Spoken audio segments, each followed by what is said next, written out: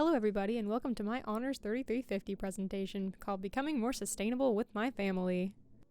This is me, Sarah Barnett, age 20, in possession of a post hole digger.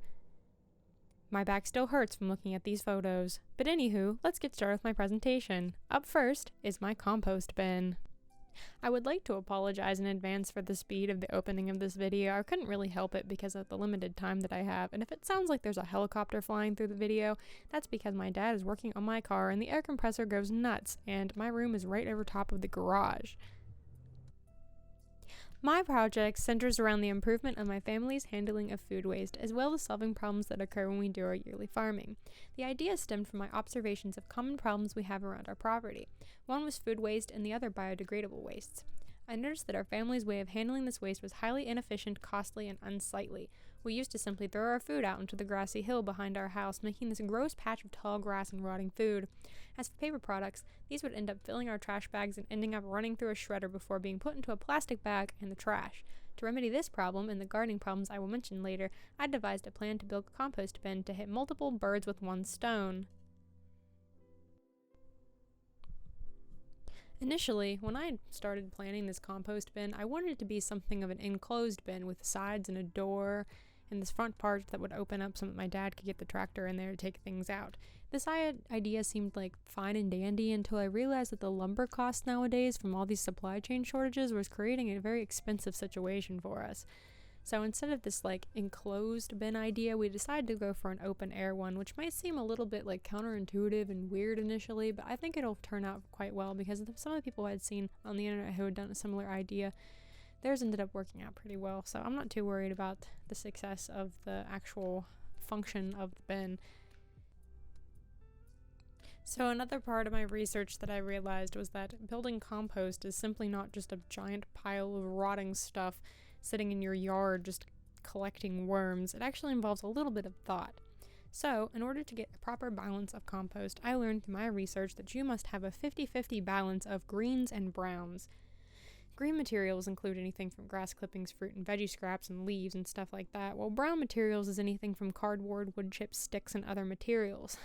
One thing you have to keep in mind for composting is that you can never and should never put cooked food or excrement from carnivorous animals. It tends to breed nasty bacteria, which, and since we're using this compost for our garden, I don't really think we want half-rotted, disgusting, brain-eating bacteria to start growing in our compost pile. Another important thing you must remember when you're making compost is that you must aerate the compost, and in order to do this, you must rotate the compost. Because our bin is going to be an open air bin, we decided that the best way to turn our compost would be to simply step inside the box and start flipping it over with a pitchfork. This might seem kind of gross at first, but I'm sure I'll get used to the idea once I actually start doing it. With these things in mind, we were finally ready to start building our bin. In order to get our supplies, we went up to Menards, a hardware store in Morgantown, to pick up the things that we needed. Once we fully worked out the details, we decided that our bin would be 4 feet by 8 feet in a wooden frame surrounded in hardware cloth to keep any of the compost from falling out the sides, but also supply plenty of fresh air.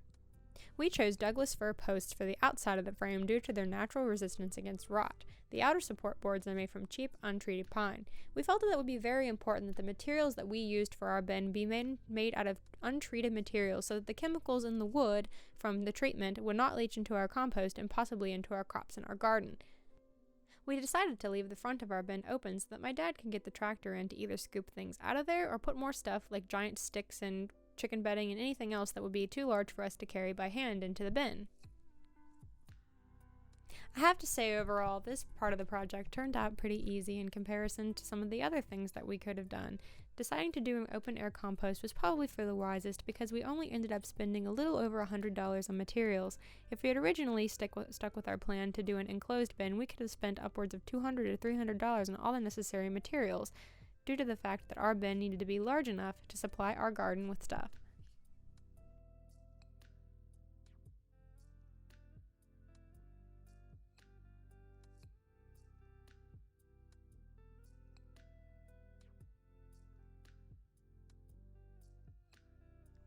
If there's one thing I'm sure that I benefited from in this project, it's finally using power tools. Before this project, I had really never been exposed to using power tools all that much. Although I'd watched my dad in the past use power tools, I never really personally used them myself. I actually found screwing in screws and stuff into the post to be actually kind of fun. And as you'll see in the video here, even though it's sped up, you can see how happy I am to be doing stuff like this.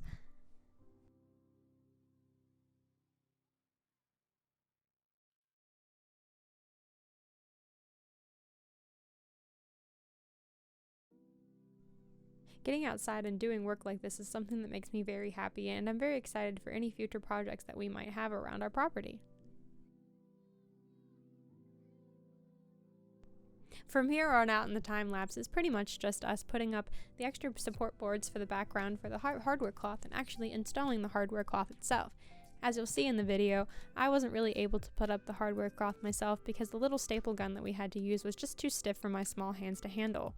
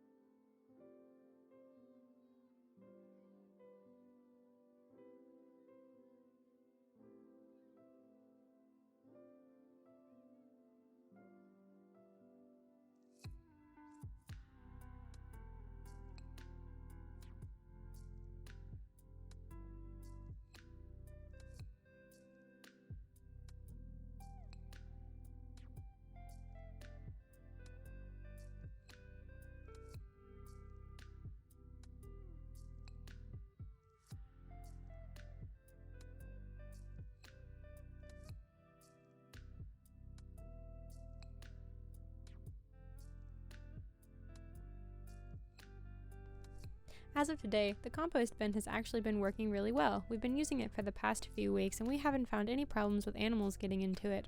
If there's one thing that we're going to have to do before winter, it's cover our compost with a tarp. This tarp will keep the heat in, which will allow the compost to decompose more properly. Without doing this, our compost might end up a slushy pile of mush instead of the rich, crumbly soil that we're seeking from it.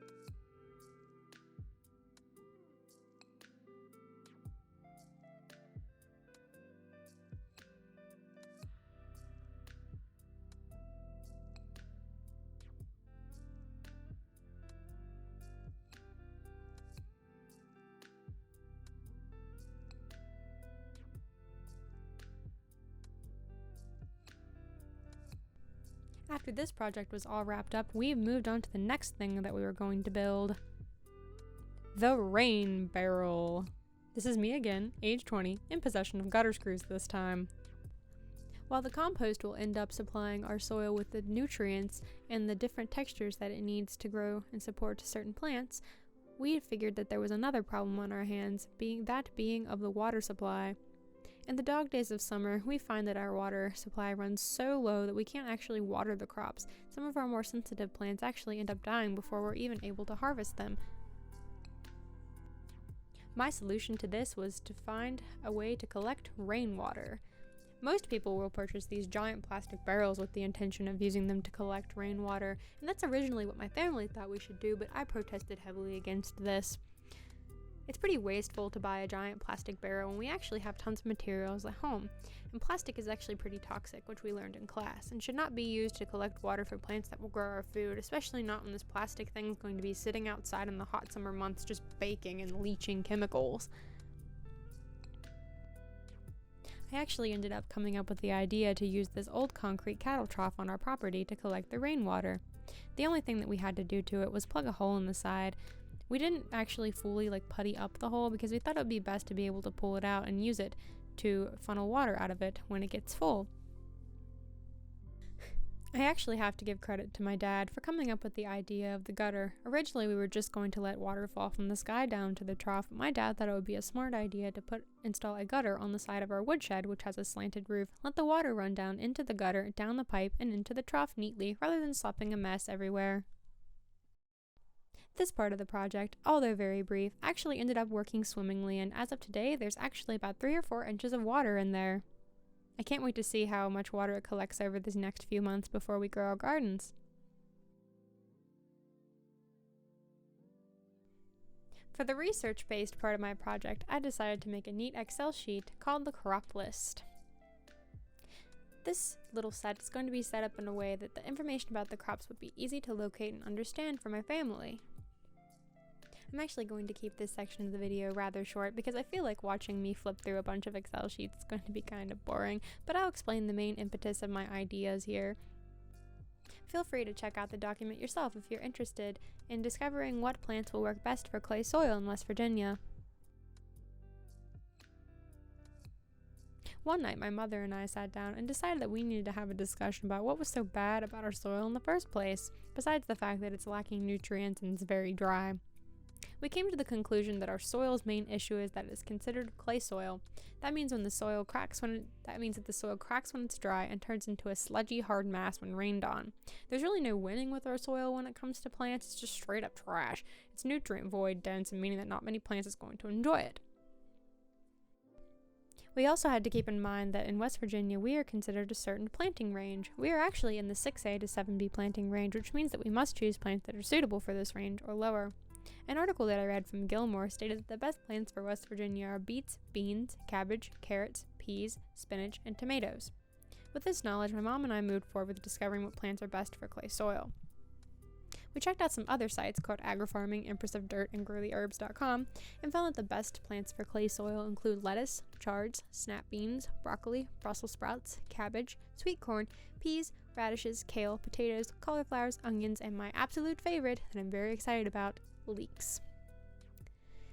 One of the best details that I actually managed to snag from this little research is the way that you can improve clay soil to make it more fertile using cover crops. Cover crops are plants that are used to loosen up and aerate soils. One of the plants that I actually picked is called a Tilish radish, which has very long roots that extend so far into the soil.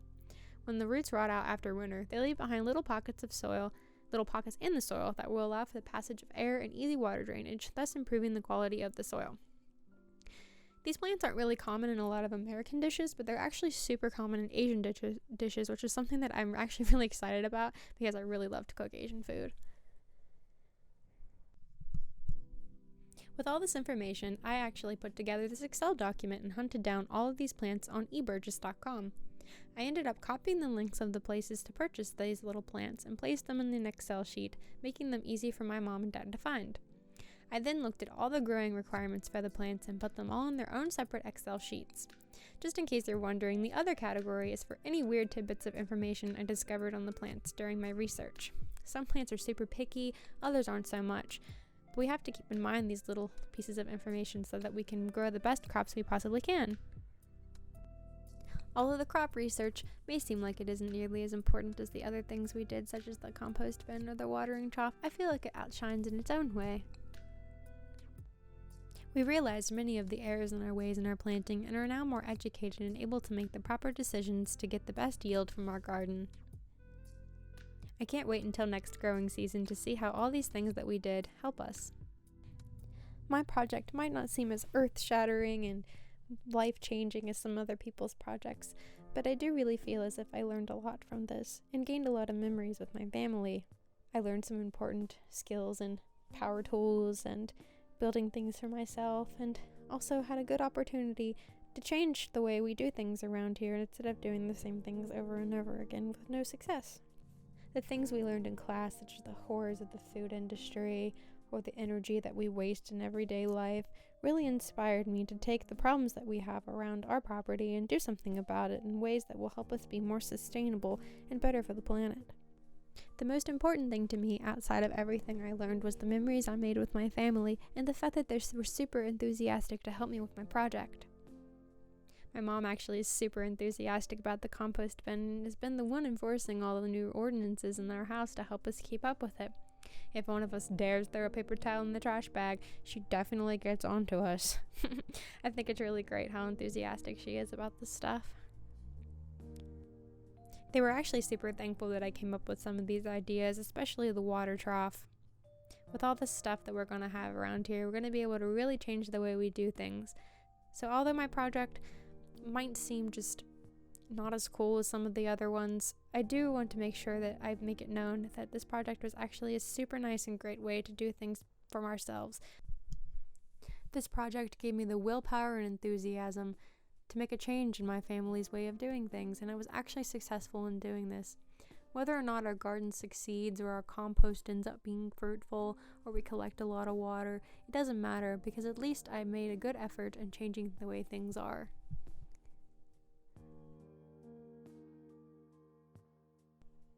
I hope my video is at least a little bit inspiring to those of you out there who are thinking about building your own compost bin or starting your own little sustainable practices around your house.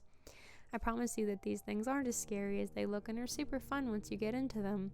There might be a little cost investment, but I assure you that once you start doing things like this, you won't regret it. With all this wonderful information that I learned this year, I'm going to go forward with life and start doing things a little bit differently, even if it does require some hard work and manual labor. Thank you so much for watching my presentation.